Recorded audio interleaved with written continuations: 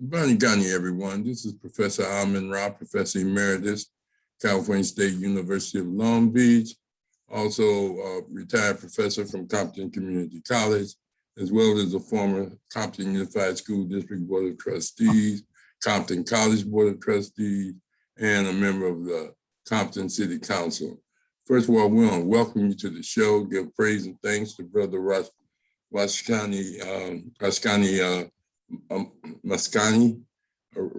Maskani for providing this platform in which we discuss critical issues that affects the Black community.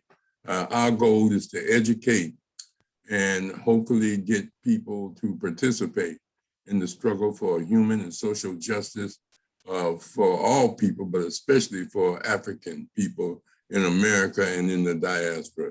Also joining me is one of the most outstanding historians that participate in this program, and that a longtime educator for Linwood, Compton, and just one outstanding scholar in the area of African religion and ancient history. And that's Professor, or I call him Professor because the word professor just means to profess. And that's what he does with regards to his knowledge that he shared with those that tune in to get understanding of where we've been as a people in order to know where we're going. And that's Brother Joe Hembrick. We want to also welcome the good doctor for always being here and always asking courageous and critical questions and challenging all ideas and presentations, and we need that. And so we want to thank those that may be viewing this on YouTube after we finish with. Tonight's topic is going to be a number of different topics, but we're going to start with Haiti. We're going to look at it in three different dimensions: the historical, the history of Haiti, the revolution in Haiti, and the immigration policies that many people have been noticing of them being in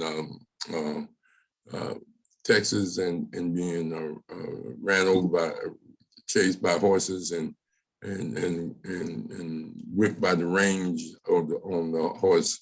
So we're going to be talking about that and America's response to Black immigration versus other immigration.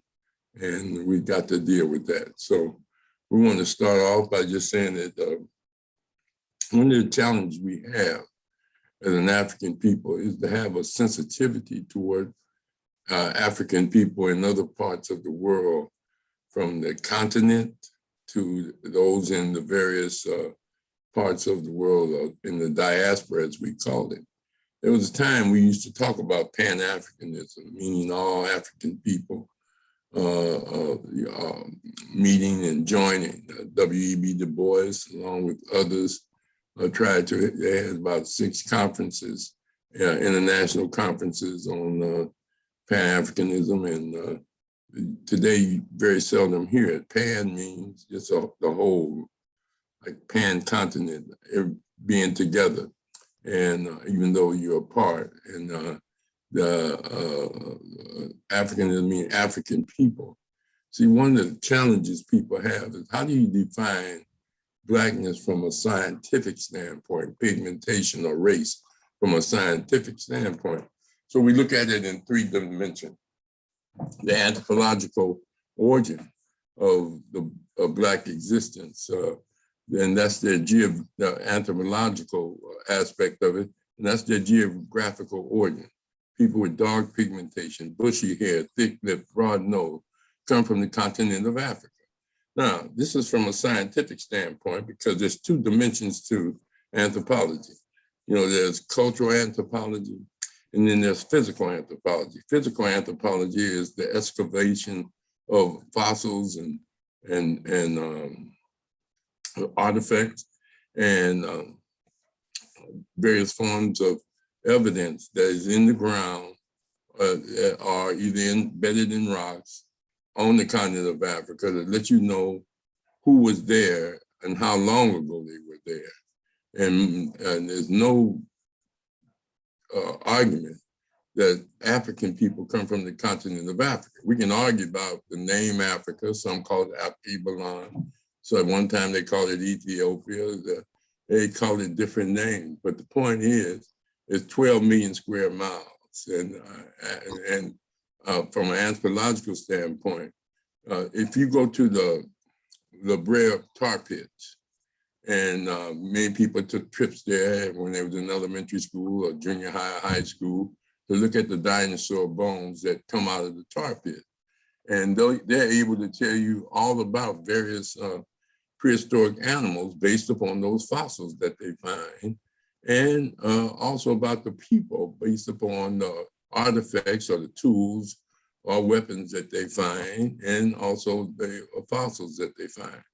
And people do not challenge that science. They say, yeah, there were dinosaurs, there were different kinds of animals, and mammoths, and all of that stuff. They accept that.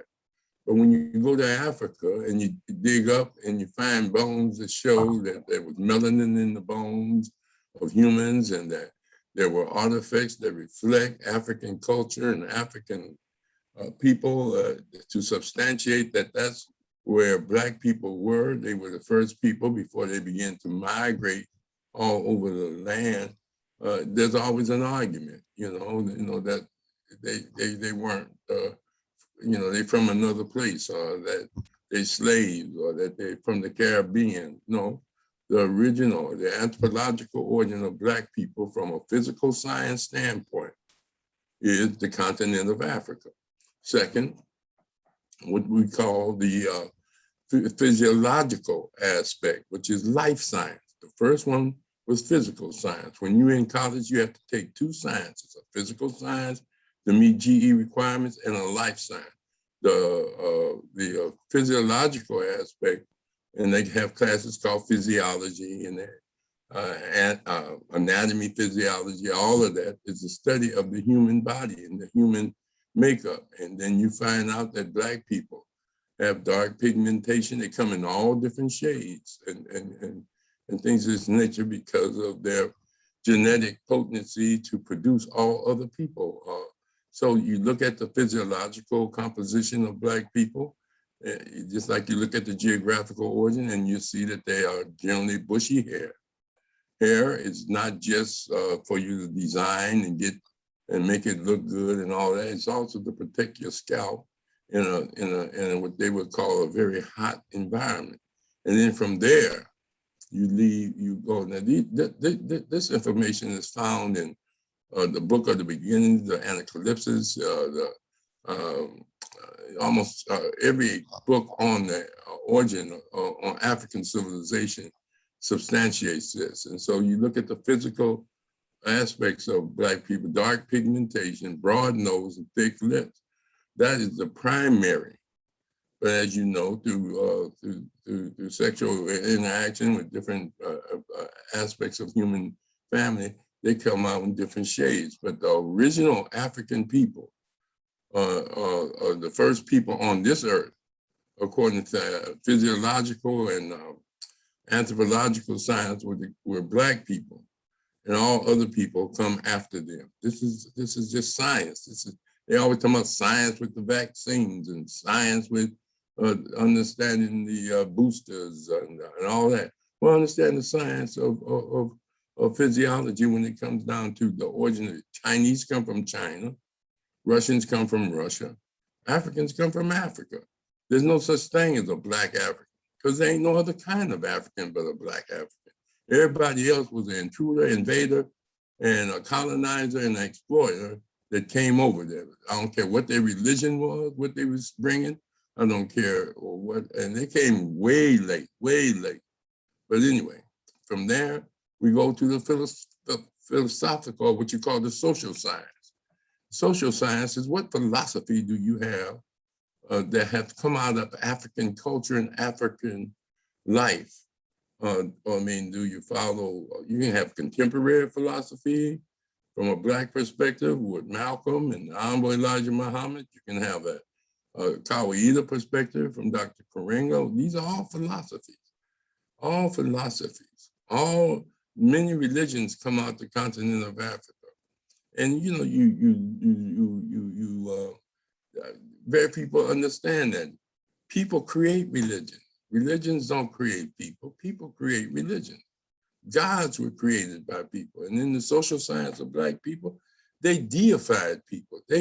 Their gods walked around on earth because gods and goddesses just meant people with unique knowledge that help the people move forward in life and help organize the people based upon their unique insight and intuition and common sense and logic to solve problems and to galvanize people. And so they deified people. And Hotep was deified. Akhenaten was deified. Hatshepsut was deified. All of that, all you do is look at deification in history.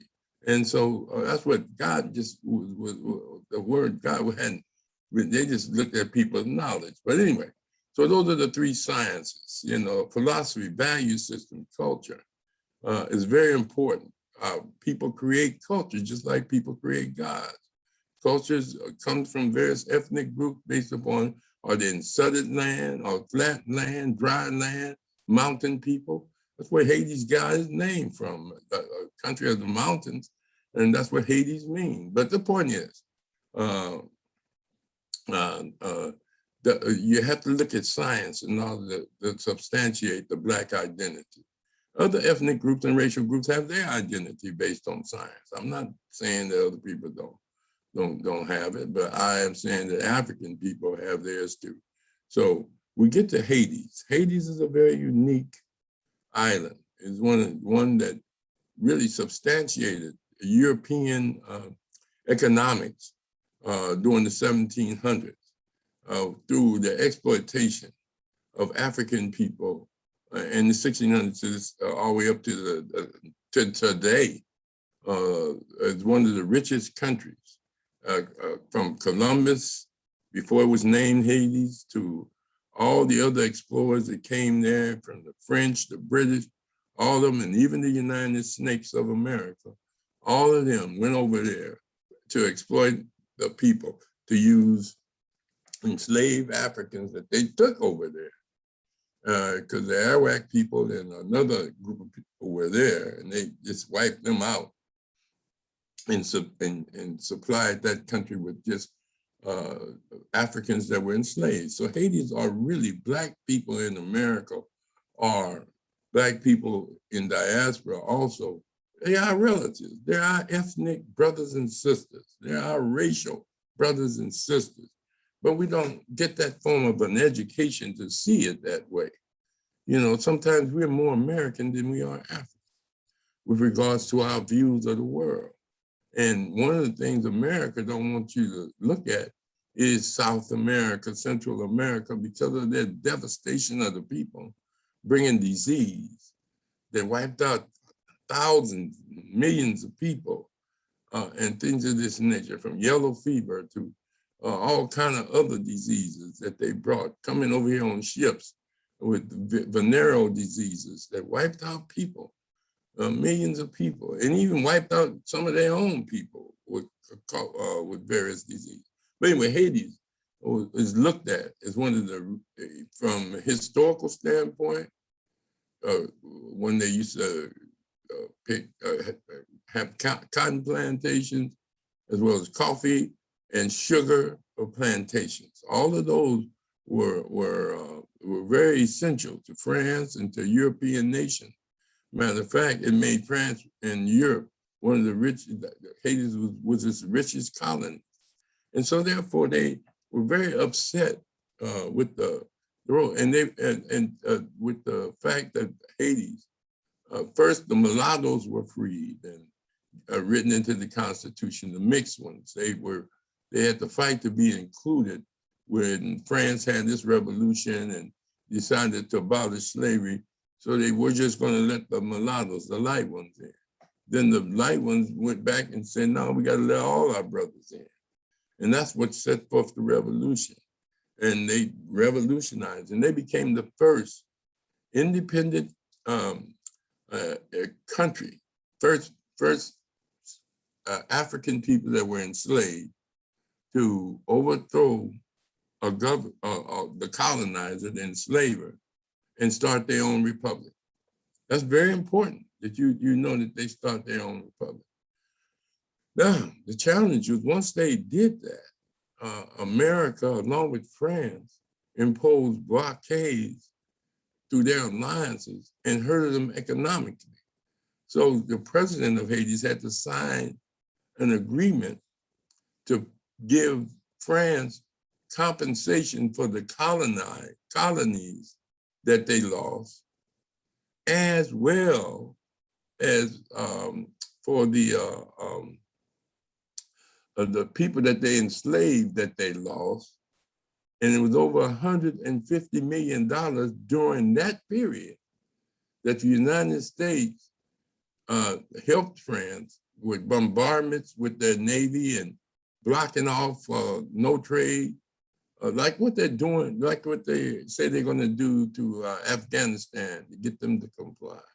You're going to need, you could see that's what that NATO and alliances is all about. Once they put sanctions on you, and they only really put sanctions on countries of color. They don't put sanctions on Russia, and they don't put sanctions on other European countries that are communist or socialist. But they do put it on people of color, and they do the same thing to Cuba.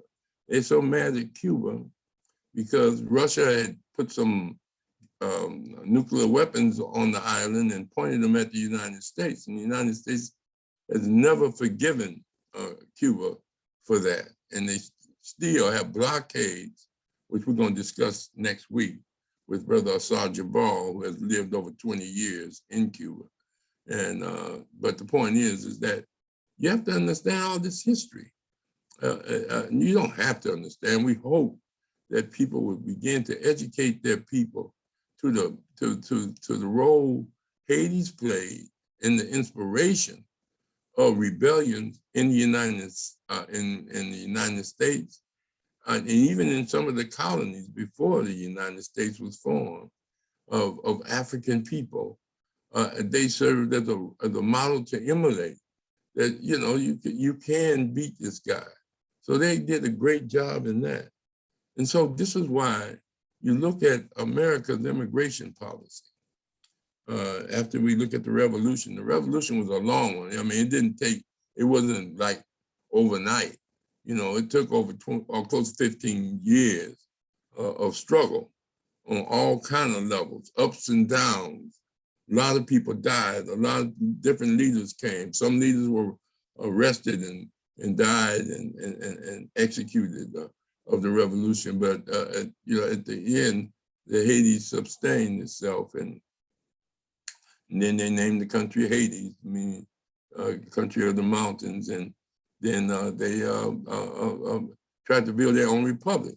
They elected Aristide, a Catholic priest, to be president at one time, and the United States didn't like him because he was working for the people. So they kidnapped him really and took him to South Africa. Was going to assassinate him, but Randall Robinson at that time, along with Maxine Waters, went and saved him, and they outlawed his political party. They won't even let them vote. And the role of the United States with regards to the Clinton and Bush role in coming over there after the earthquake of I think it was 2000 something, where over 200,000 people died, and they was getting all kind of money for Hades, but they gave it to white nonprofit organizations to administer it, and it ended up that they began to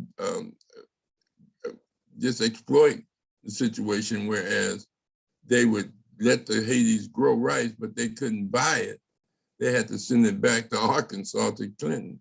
There's a whole bunch of story about that. But anyway, the revolution is a thing of beauty because they're still punishing Hades for their freedom, like they're still punishing Cuba And like they're still punishing Iran because of the Ayatollah Khomeini. And so you have to look at that from that standpoint. Now, when they start looking at the immigration policy, there's always been a policy of limiting African people for immigration, unless they were coming to be slaves. There was no quota. There was no going through Statue of Liberty to be processed and all of that, or Ellis Island and all of that, or Angel Island and all of that. No, it was, hey, you just come and we sell you and you property. And there's just so much history to Haiti that we have to begin to teach our children and teach it in our historical classes that we have, and have a love and appreciation for our brothers and sisters that's struggling everywhere. There are many organizations, many groups that are trying to help Haiti directly and get around America and things of this nature. But why do they send most Africans back, even if they're from Belize, even if they're from Brazil, even if they're from wherever, the continent of Africa.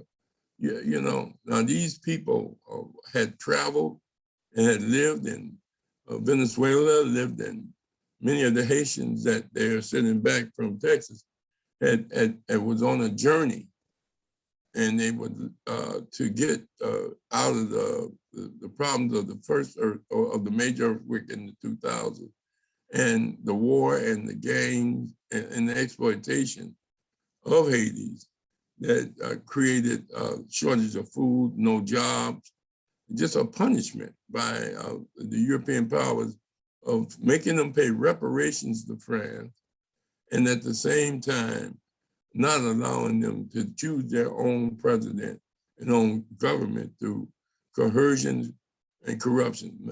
Half the gangs that are operating in Haiti today are financed by America, financed by China and Russia, all of them getting them guns rather than sending food and sending other forms of services. You can get guns in and bullets in, you can get food and services in. But America's immigration policy, even under Obama, now Obama was called deportation in chief because he did what the Democratic Party did, and the Democratic Party was trying to protect white interests. White interests is, even though they wanted Black people here to vote, they didn't want Black people and people of color to inundate the society. The Democrats and Republicans are the same people. One, as Malcolm said, one's a fox, one's a wolf. They're both canines and they both belong to the dog family. And so you got to look at at that history. And so here they are. People are saying that they believe the possibility that the misinformation telling Haitis that it was okay to come and cross the border from where they were, that they would get what they would call a PTS, is protective status, temporary TPS, temporary protective status, if they just cross over, which they do give to many people. If you just get into the United States, you get temporary protective status while your case, an argument for asylum, is heard by a judge. And then they allow other groups to adopt you and you can move in with them, but just go to your court date. Well, they denied African people that process. There are African people on the Mexican border too that tried, that they won't let come through. And they have a policy about that.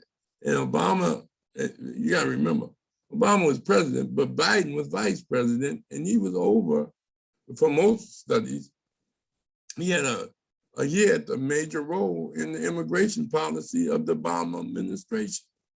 So he has a hit. When he said, I take responsibility for the horses and the mistreatment of the Haitians in Del Rio, Texas, he right. He do. And he has to take responsibility for the historical mistreatment of Black people. So we as a people, we have we have to first educate our people to the beauty of Haiti as the forerunner of our liberation that inspired many of our leaders that helped free us from the Holocaust of enslavement.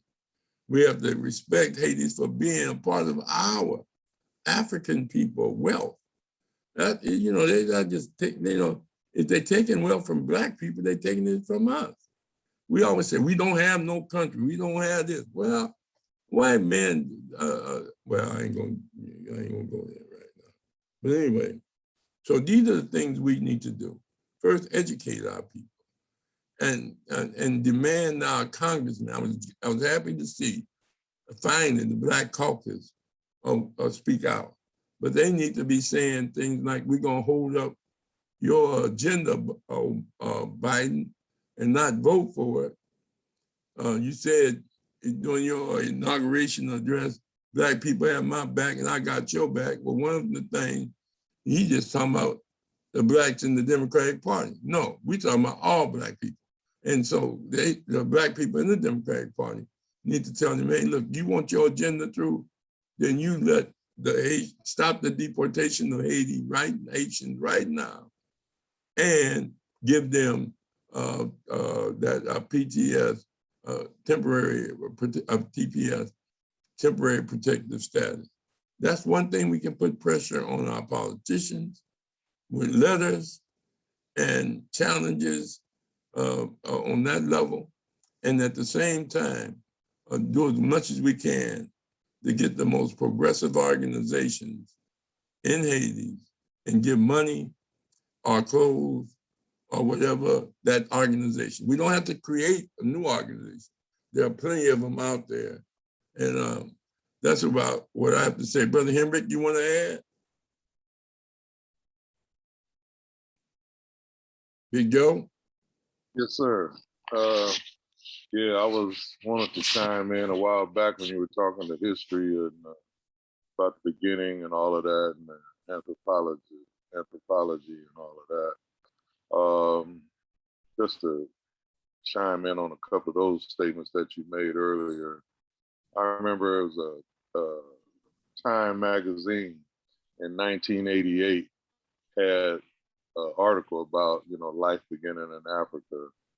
And they said if there were Adam and an Eve, they would have looked like this. They had a brother and sister on the front cover of the magazine, but both of them had Jerry curls, trying to be, you know, derogatory in that sense. And also about the features that you mentioned, in around the equator, you know, that's where the features are and what they dug up. But if you go to like Asia, Papua New Guinea and those places, Australia, this is even before, you know, white folks or Europeans came into a civilization, I should say. There were brothers, you know, with straight hair, blonde hair, and red hair. I have pictures of them squatted down around a fire in Australia and whatnot. And also to quote, Herodotus, who was the father of European history, Greek. He said, after his travels, he traveled around 400 some BC, whatnot, and he was, recording the things that he saw. And he said, those Africans of burnt skin, thick lips, and woolly hair civilized the world when all others were barbarians. And even before I go any further, it just crossed my mind. I wanted to say this at the beginning before you got started, but I want to pay homage to a sister, a former neighbor of mine in my old neighborhood who passed today, a sister Marzelle Jones. She was 101 years old. The sister was the patriarch of my old neighborhood. And, she ate what she wanted and still smoked cigarettes at 101 years old. Mm-hmm. Today, so she's with the ancestors now. I got that message this morning. But anyway, moving right along with some of the other things you were saying about, the Haiti and islands. One reason that these Europeans are provide the treatment of Haitians like it do is because of their rebellion. They don't want, they don't want that rebellious spirit in here. And not just Haiti, but other Central and South American countries where revolutionary brothers and sisters came from. When you look at the revolutionary spirit that is here in America, a lot of them came from the Caribbean and South America. They weren't home like Garvey. Garvey's Jamaican, and others. CLR, I forget it. Williams, I think his last name was. C.R.L. James, I think. Eric Williams and those guys, they're not African American, so to speak. So they know about the revolutionary spirit that exists in those people, because that's where the early rebellions began. And I mentioned on an earlier show that slavery was in South America, Brazil and whatnot, for 150 years before it ever came to the United States, and it was very brutal. And I was just reading in the paper the other day with a brother that made the movie Sankofa, him and the sister Dee Vonay, the sister from Compton, that's a director and producer of movies. They're honoring that brother this week by the showing of the movie Sankofa again. If you haven't seen it, I suggest everybody look at it. Back when Magic Johnson owned his theaters in Baldwin Hills area, they showed it a whole summer. They showed. I think it showed in the East Coast for like 11 weeks, and then it came out here to LA and was shown the whole summer. So if any of you have an opportunity to check that out, and it's about slavery in South America and whatnot. It's, really an outstanding movie.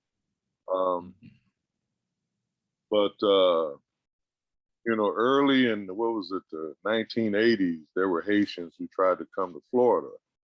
They were in a boat, and I remember they locked those brothers and sisters up for like 3 or 4 years without any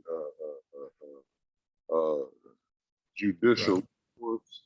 They had them locked up in them prisons, and I remember the brothers and sisters used to throw feasts at the guards and stuff because of the inhumane treatment that they were receiving.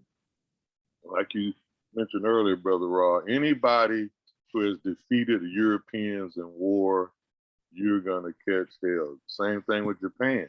A lot of people don't know in 1905, the Japanese whooped the crap out of Russia. And that's one of the reasons why, they didn't wait, the number of days they were supposed to wait, before they dropped them 2 bombs.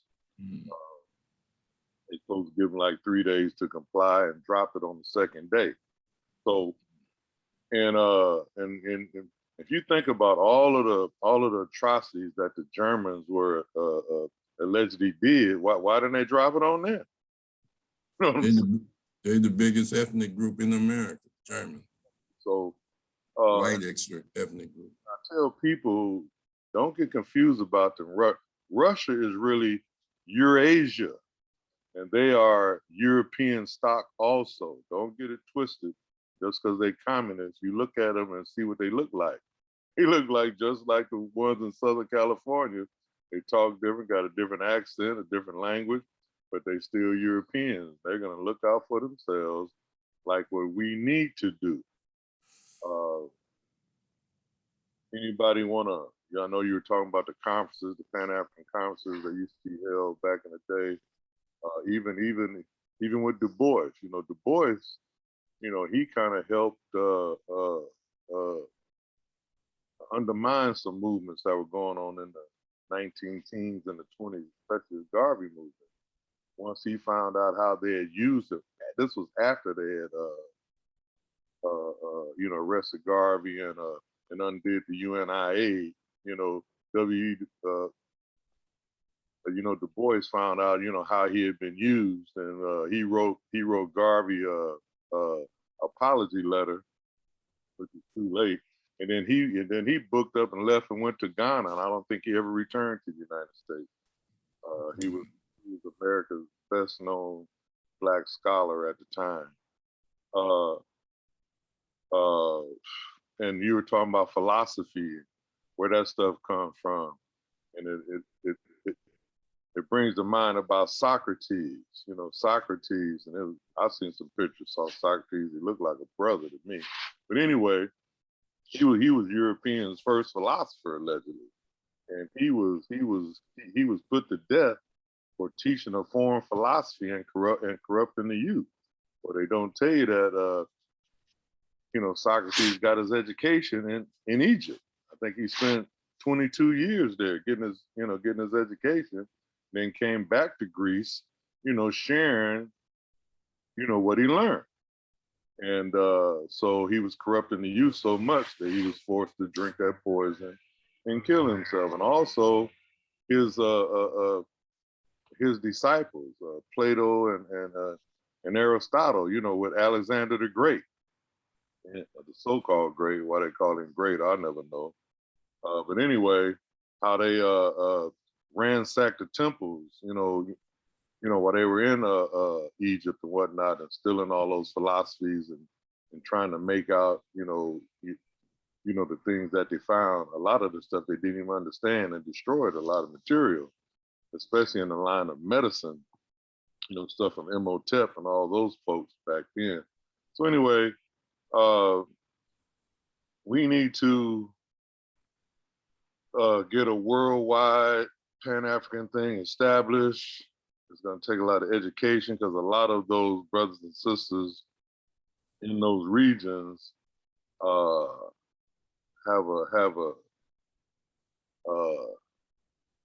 they have a serious miseducation, just like we do here. I tell you, our people, I attended a couple of funerals last couple of days here, and man, our folks are gone. I tell you, our minds are so tied up in the things of this conqueror that we can't even think straight for ourselves. And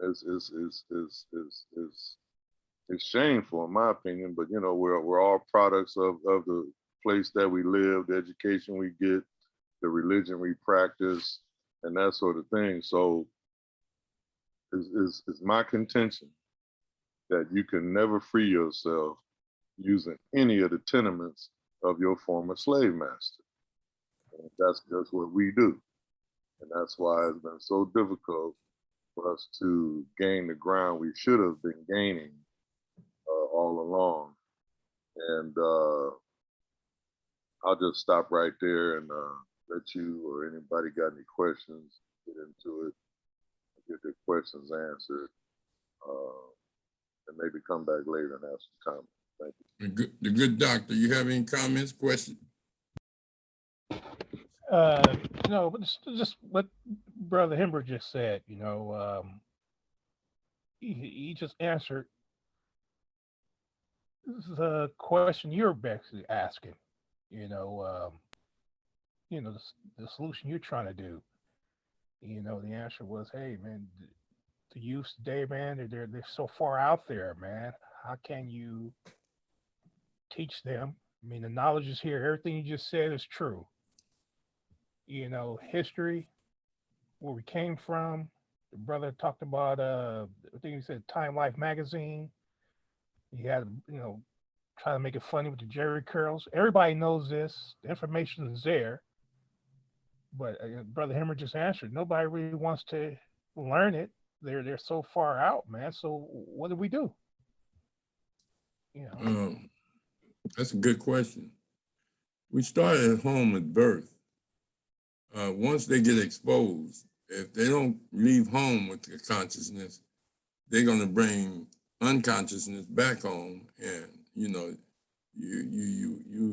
try to hope that you have Black history classes at your house to a certain degree. Certain elements of our life and our experience used to be talked about around the dinner table, or people ate together at the same time. And sometimes the grandparents would tell stories before television, living history and living scholarships, what they call oral history, was a part of our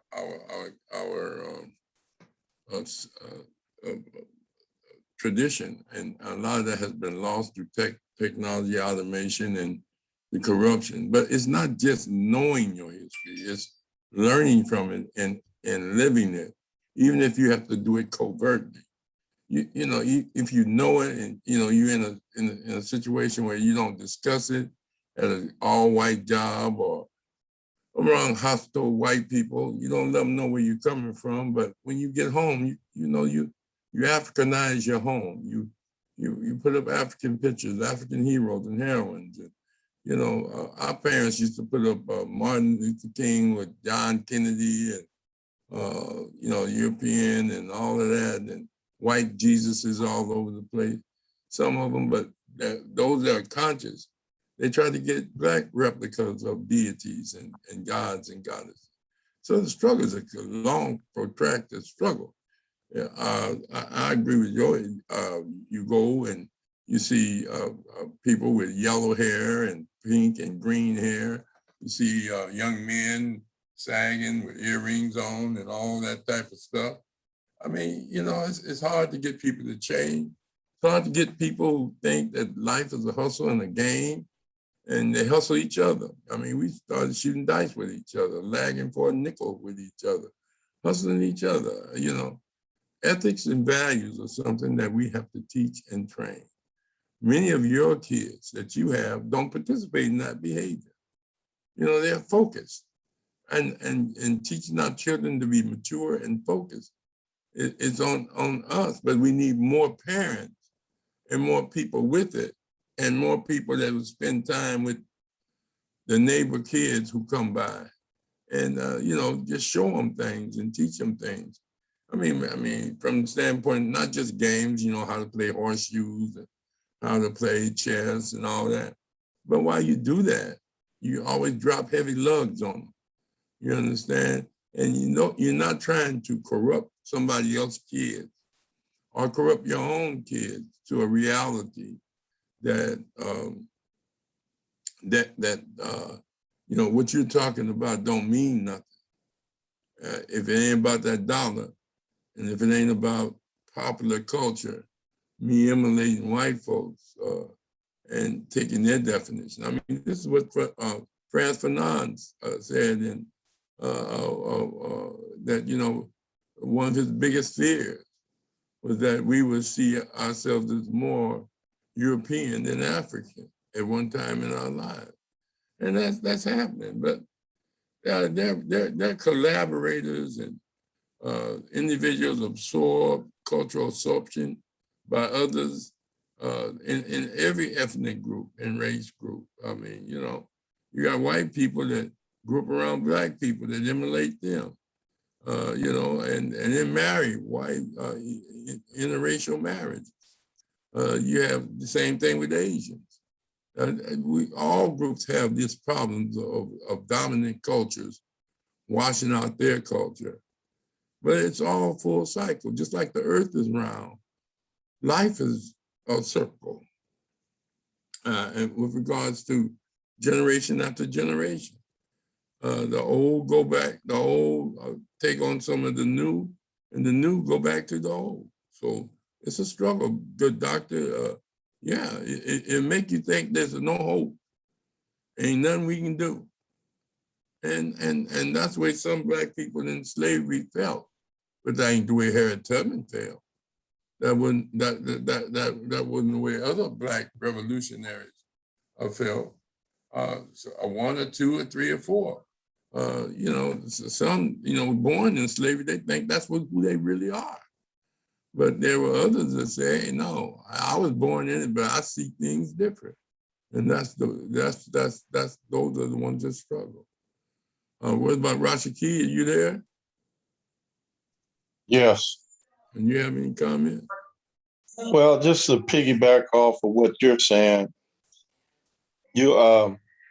for myself, I had to come into realization that the contradictory lifestyle that I was portraying was incorrect. I had to see it for myself.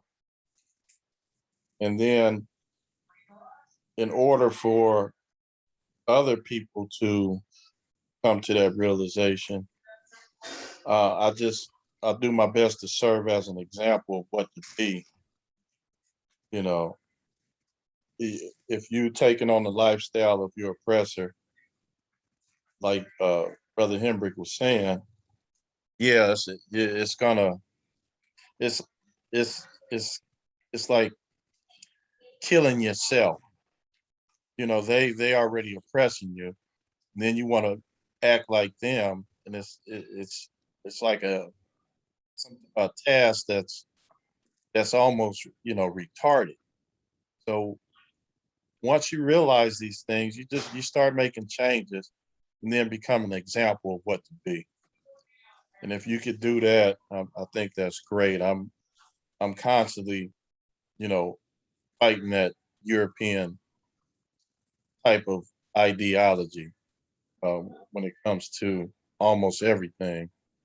So, you know, being a part of a group like this and being in this class, like a classroom, you know, and putting it out there for people to see, people that's looking for change, a positive change.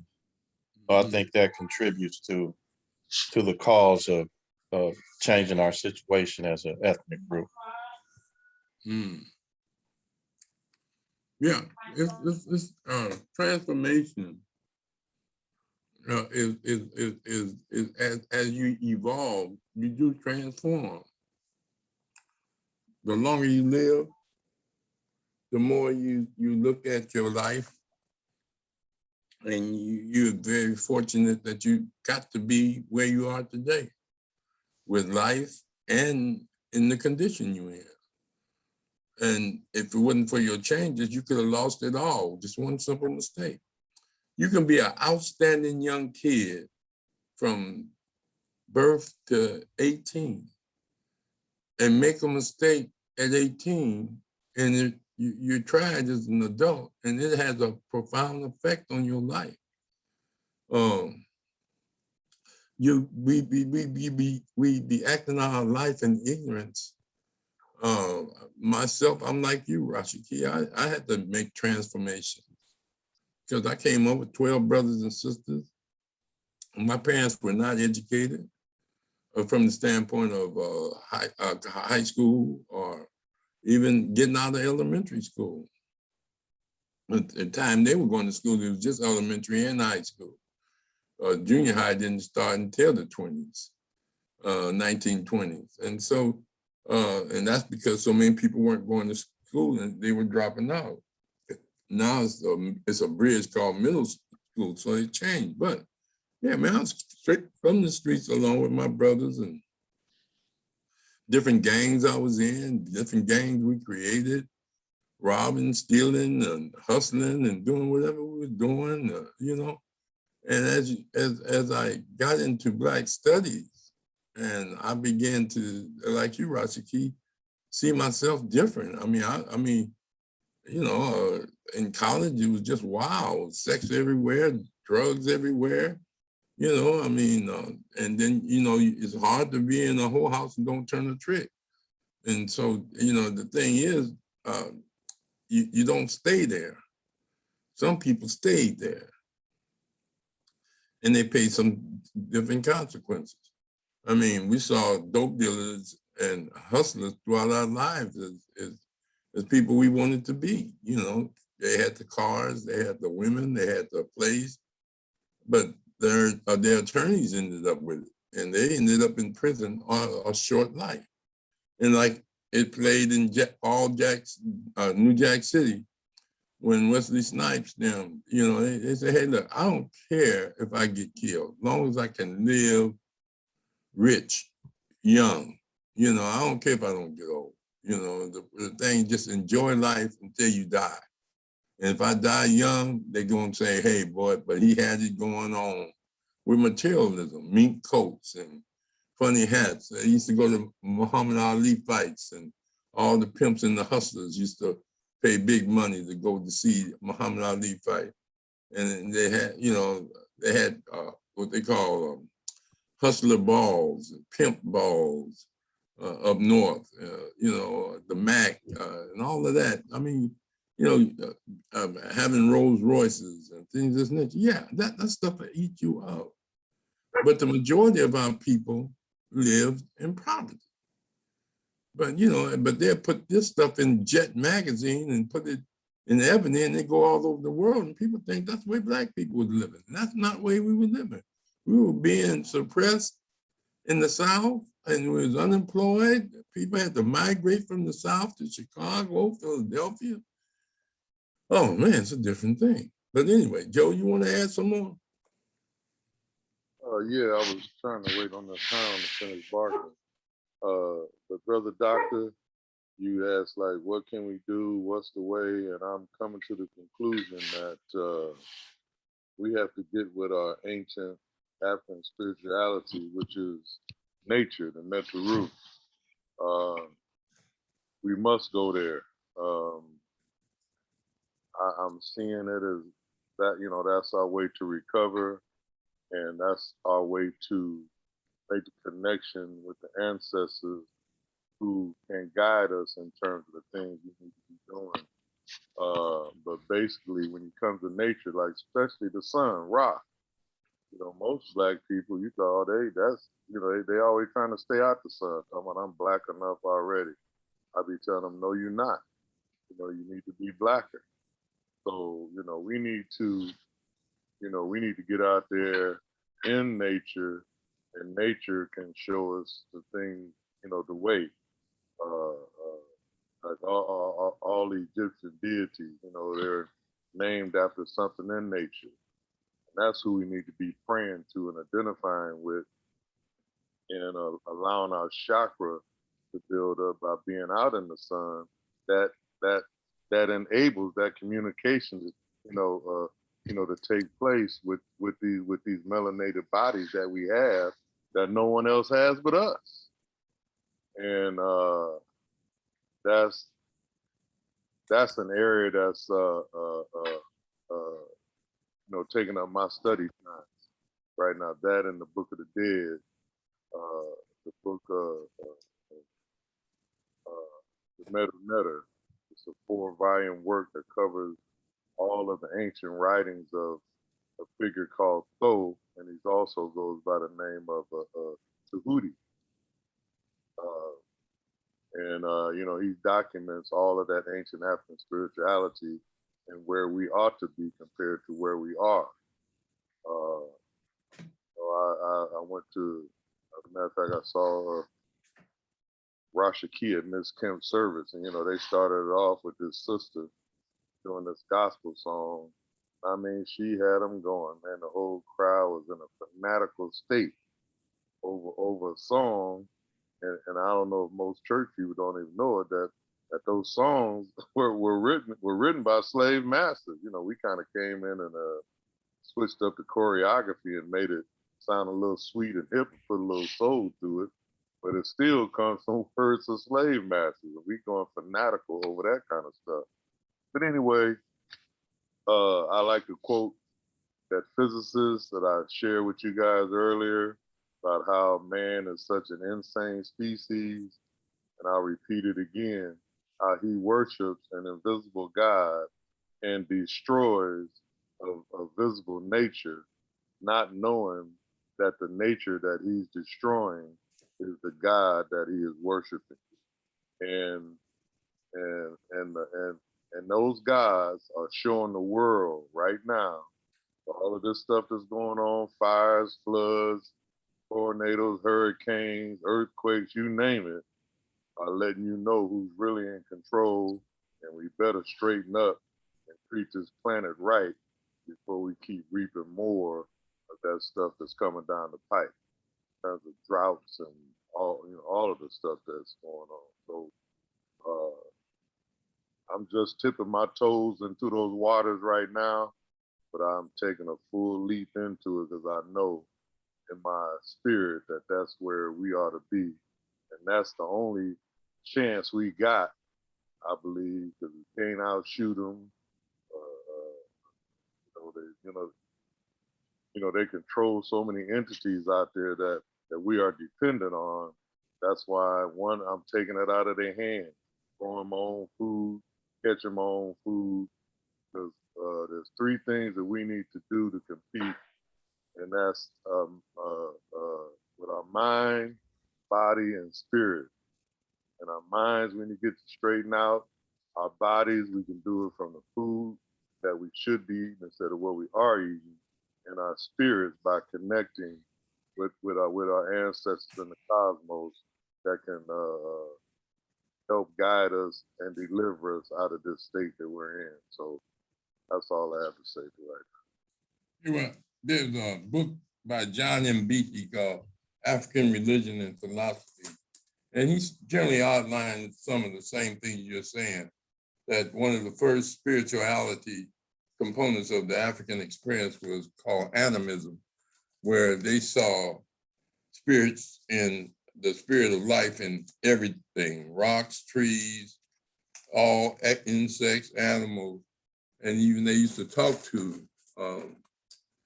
they was in harmony with the animals. You know, they only killed them when they needed them for food. They didn't just go hunting and murdering. They, you know, you could go to some of the villages where they lived.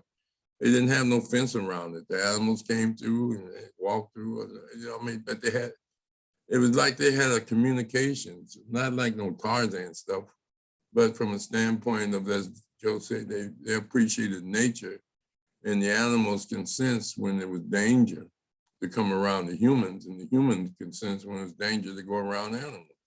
And so, you know, you learn by trial and error. They had to learn what was poisonous, what was not, what was poisonous plants, or what was fish that you could eat and fish that you couldn't. And all of that was a learning process. And it was based upon people that were in a continent that had mountains, some of the highest mountains in the world on the continent of Africa, rivers where you can get fish, and deserts, just dry land where you learn to be sedentary. And then there were nomadic people and there were sedentary people. Nomadic mean they roam, and there was sedentary people where they just formed communities.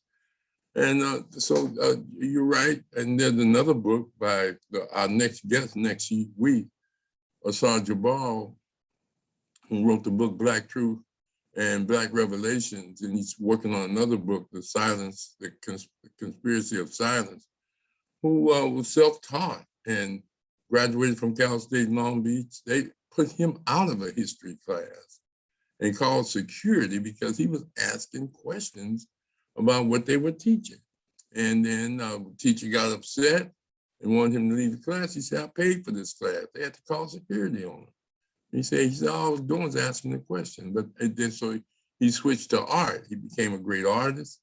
And he lived in Japan for 10 years. He lived in Africa for over 10 years. And then he's been living in Cuba for over 20.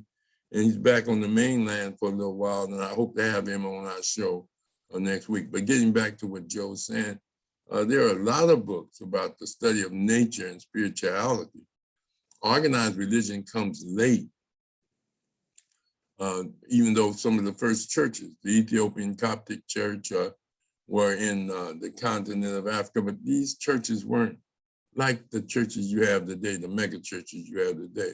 They actually served as service to the people, not the people serving them. But Rashaki, you have any more comment? I'm just listening now. What about you, Doc? No.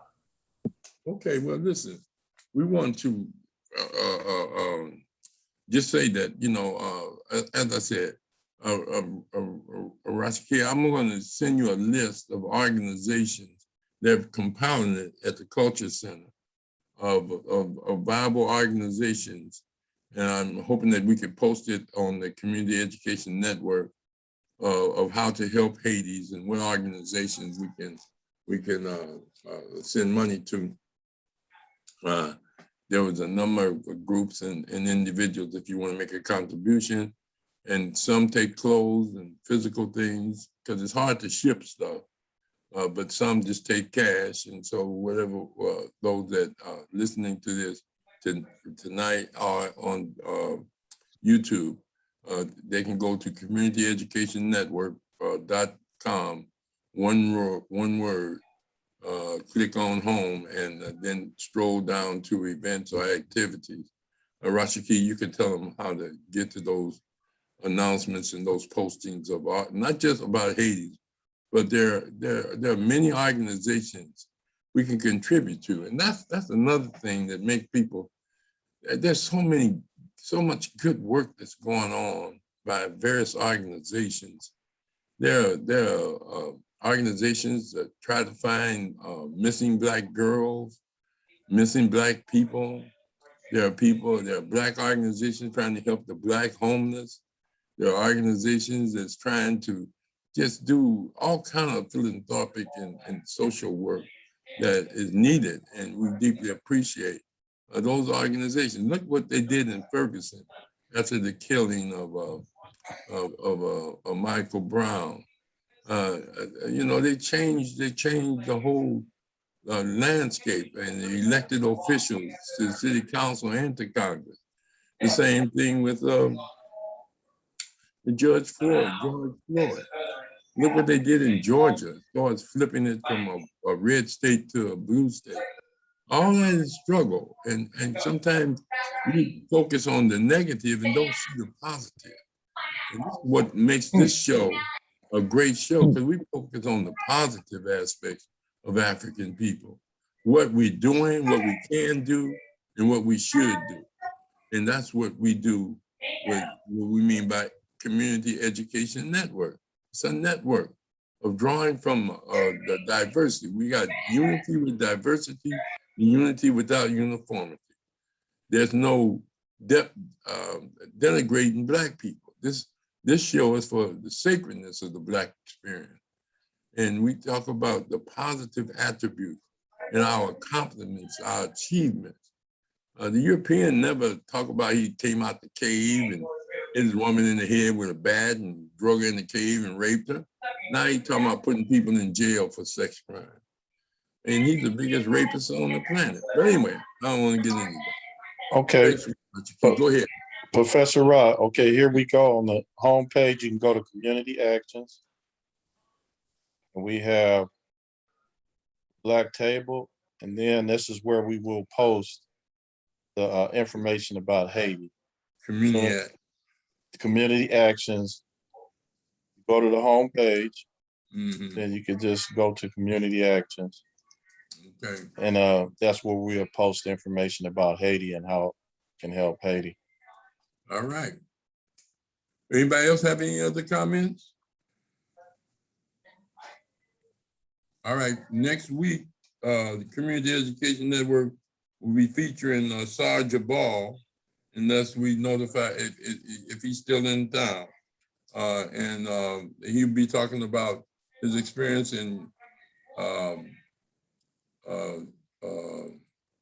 Cuba, as well as his new book, as well as some of the information from his previous writing and his experience. He's just a dynamic speaker. You're going to really enjoy him. And Rashiki, you want to tell them about what's coming up Wednesday? Okay, we got the second part of Brother Muko coming on with religion/spirituality. That's on Wednesday. He's gonna get in more in depth about some of the information he was talking about. Okay. Oh, that should be interesting. So yeah, so we should have if Arsul Jabal, he'll be right here where it says Conscious Corner on the home page, where anybody can come and see it. Okay. Well, that's about it for tonight. Okay, so Conscious Corner and each one teach one. Okay.